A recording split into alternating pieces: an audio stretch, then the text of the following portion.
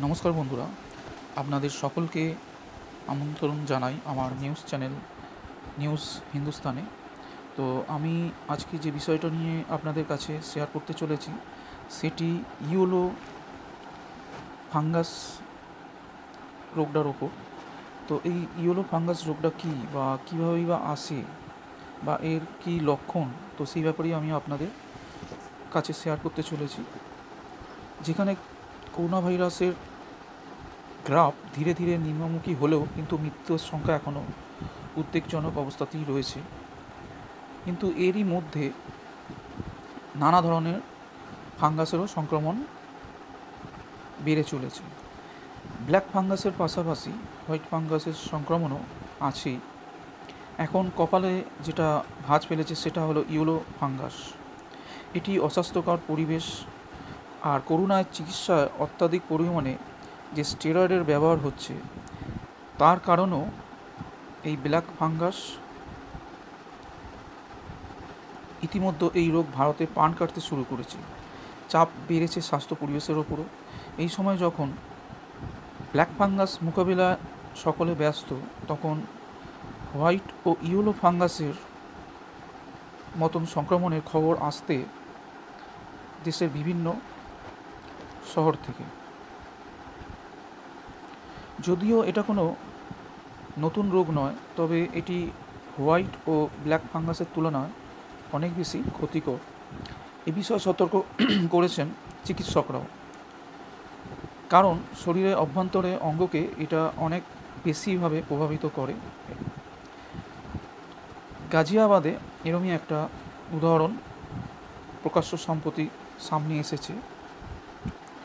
অন্য সংক্রমণের মতো এটিও প্রাথমিকভাবে অস্বাস্থ্যকর পরিবেশের কারণেই হয়ে থাকে। অস্বাস্থ্যকর পরিবেশ যেমন দুর্বল স্বাস্থ্যবিধি, নোংরা খাবার এই ফাঙ্গাসের সবচেয়ে বড় কারণ। এমনকি স্টেরয়েডের অত্যাধিক ব্যবহার, অ্যান্টিব্যাকটেরিয়াল মেডিকেশনকেও এই সংক্রমণের কারণ বলা হচ্ছে।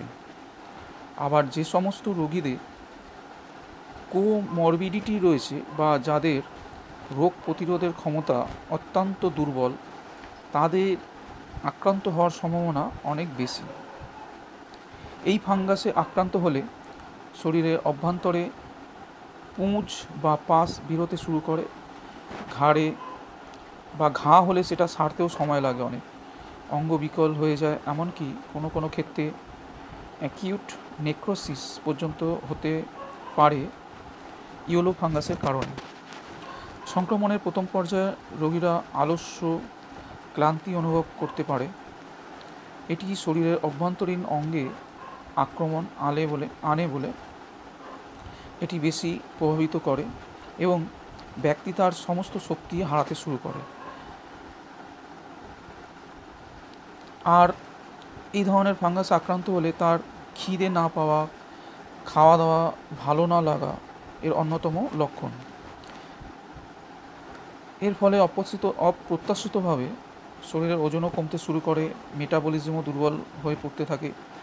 কিছু কিছু ক্ষেত্রে এই ফাঙ্গাস চোখেও আক্রমণ আনছে, লাল হয়ে যায় বা চোখ বসে যায়। এই ইয়েলো ফাঙ্গাসে আক্রান্ত হওয়ার একটি অন্যতম বড় একটা কারণ।